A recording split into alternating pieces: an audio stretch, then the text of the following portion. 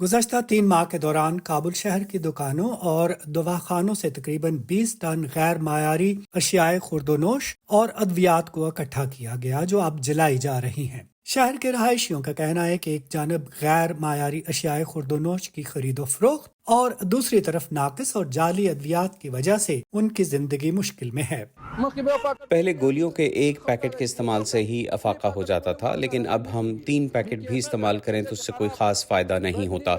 हमारी गुजारिश है कि हुकूमत इन जाली अद्वियात और गैर मयारी मसनूआत को रोके, क्योंकि ये बज़ाते खुद जहर हैं और हम इन्हें इस्तेमाल करते हैं।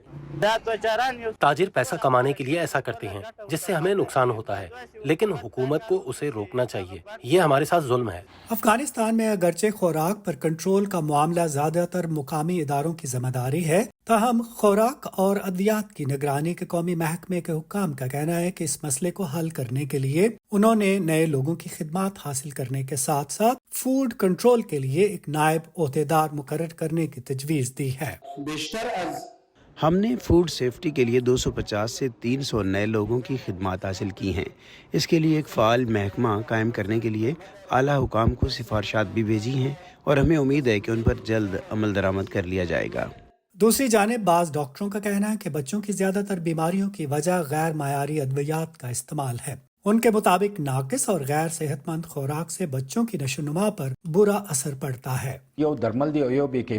मेरे पास जाली अद्वियात और गैर मियारी खुराक की अशिया की वजह से बीमार बच्चे ज्यादा आते हैं, जिसकी वजह से उनकी बीमारी के खिलाफ मुज़ाहमत कम हो गई है।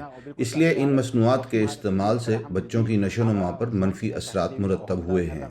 खित्ते के बाज़ मुमालिक के कारखानों में तैयार होने वाली गैर मायारी अद्वियात और खाने पीने की अशिया ज्यादातर अफगानिस्तान दरामद की जाती हैं। शहरियों का कहना है कि इस कारोबार में ताजरों के अलावा आला सरकारी अफसरान का भी एक बड़ा किरदार है और यही वजह है कि इसकी रोकथाम में मुश्किलात का सामना है। शम्स अरीन के साथ नदीम याकूब, वॉइस ऑफ अमेरिका।